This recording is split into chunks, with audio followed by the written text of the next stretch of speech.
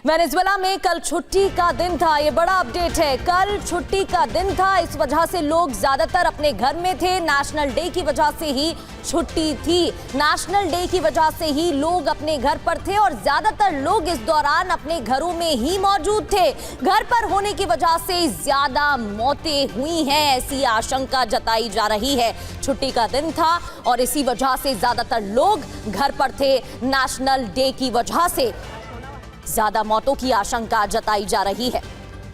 OP Mishra ji, घर बैठे दर्शकों के लिए अगर ये समझना चाहें कि कितना मैग्नीट्यूड बहुत गंभीर रहता है, क्योंकि 1812 में भी देखा गया 7.7 से 7.9 की तीव्रता का भूकंप आया था और हजारों की संख्या में लोगों की मौत हो गई थी। और यहां पर जो 2 झटके महसूस किए गए हैं कुछ सेकंड्स के अंदर, ऐसा क्यों हुआ सर कि 7.5 तीव्रता का भूकंप भी आया और उससे पहले भी ऐसा ही भूकंप के झटके महसूस किए गए हैं? क्या आफ्टर शॉक भी अब देखने को मिल सकता है या यही मुख्य भूकंप था? देखिए, जो अर्थक्वेक का जो डैमेज का जो 3 पैरामीटर्स है, एक जो मैग्नीट्यूड है जो काफी इंपॉर्टेंट है, लेकिन मैग्नीट्यूड के साथ साथ डेप्थ भी देखते हैं, कितना डेप्थ पे हुआ है।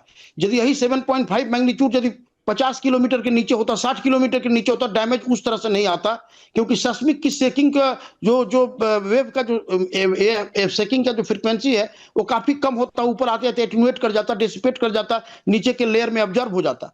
लेकिन मैग्नीट्यूड यदि शैलो डेप्थ पर है, जस्ट क्रस्टल अर्थक्वेक है, मतलब कि 330 किलोमीटर के से कम है, तो उस समय डैमेज काफी बढ़ जाता है। लेकिन वही यदि मैग्नीट्यूड लोअर है लेकिन शैलो डेप्थ है तो भी डैमेज वैसा ही होता है। आपको याद होगा लातूर का अर्थक्वेक, मैग्नीट्यूड ज्यादा, उसका जस्ट 5.8 और 5.9 था, नियर अबाउट 6, लेकिन उसका डेप्थ जो है 9 से 10 किलोमीटर था, इसलिए डैमेज बहुत हुआ।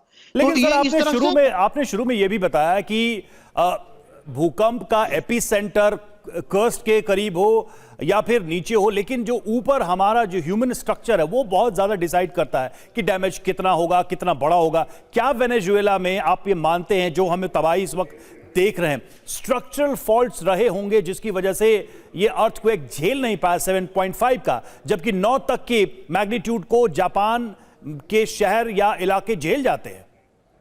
हाँ, बहुत आपने एकदम सही बोला जी, क्योंकि स्ट्रक्चर जो है जो डायनेमिक कोड है, जापान डायनेमिक कोड है। जब जापान अपना जो कोबे का अर्थक्वेक हुआ 1996 में, उसके बाद रिवाइज कोड किया, फिर निघाता का अर्थक्वेक हुआ 2004 में, फिर रिवाइज किया। वेनेजुएला का कोड जो है लगता है कि जो बना हुआ है वो कोड पर बिल्डिंग बनी थी, लेकिन उसकी सस्टेनेबिलिटी और उसका जो है विथस्टैंड करने की कैपेबिलिटी थी वो कम हो गया था, क्योंकि जितना आप बिल्डिंग का भी एक एज होता है, एज के साथ उसकी वीकनेस जो है बढ़ती जाती है। और इस मैग्नीट्यूड का, इस तरह का भूकंप कराकास वेनेजुएला में एक बहुत लंबे अंतराल के बाद, सेंचुरीज के बाद आया है, तो यह भी आकलन करना अपने आप में मुश्किल है कि वाकई में इस तरह का भूकंप कब और कैसे आ सकता है। एक लंबा गैप यहां देखने को मिला है। ये तस्वीरें हम आपको दिखा रहे हैं, 3 तस्वीरें भूकंप के बाद से जो तबाही हुई उसकी, और जैसा कि आप देख पा रहे हैं कि कई जगह पर इमारतें गिरी हैं, कई जगह पर आप देख पा रहे हैं कि जबरदस्त नुकसान हुआ है, लोग मलबे में दबे हुए हैं। अभी भी ये क्लैरिटी नहीं है कि नुकसान कितना हुआ। एक बार जल्दी से दुनिया के जो बड़े भूकंप रहे हैं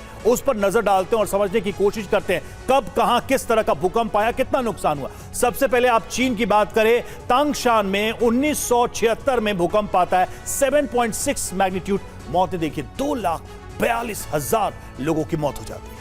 इसके बाद बात सुमात्रा की करते हैं। साल 2004 जहां 9.1 तीव्रता का भूकंप यहां पर आया और 2,28,000 से ज्यादा लोगों की जान चली गई। सुनामी का भी यही दौर था, जिसके बाद पूरी दुनिया ने सुनामी को लेकर एक तरीके से सतर्कता बरतनी शुरू की। सिचुआन चीन की बात करें, 2008 7.9, इसमें 87,000 लोगों की मौत हुई। ये चीन में दोबारा भूकंप आया और इतनी बड़ी संख्या में लोग मारे गए। बिल्कुल। हैती की बात करें, 2010 साल जहां 7 तीव्रता का भूकंप महसूस किया गया और 1,60,000 से ज्यादा लोगों की इस दौरान मौत हो गई थी। ये दुनिया के बड़े भूकंप हैं जिन्होंने बहुत ज्यादा जनहानि की है। देश की बात करें, जापान में भूकंप आया और तोहोकू में आया 2011, आप सभी को याद होगा, वहां पर वही सुनामी ने काफी नुकसान पहुंचाया था, भूकंप ने नुकसान पहुंचाया था। सबसे ज्यादा देखिए मैग्नीट्यूड 9.1, लेकिन यहां मौतें 15,000 हुई थी। तीव्रता बहुत ज्यादा थी जापान में आए इस भूकंप की। तुर्की की बात करें, साल 2023 में भूकंप आया, 7.9 की तीव्रता रही, मैग्नीट्यूड 7.9 और 50,000 से ज्यादा लोगों की इस दौरान मौत हो गई थी। ये अलग अलग देशों की जानकारी आपको दे रहे हैं।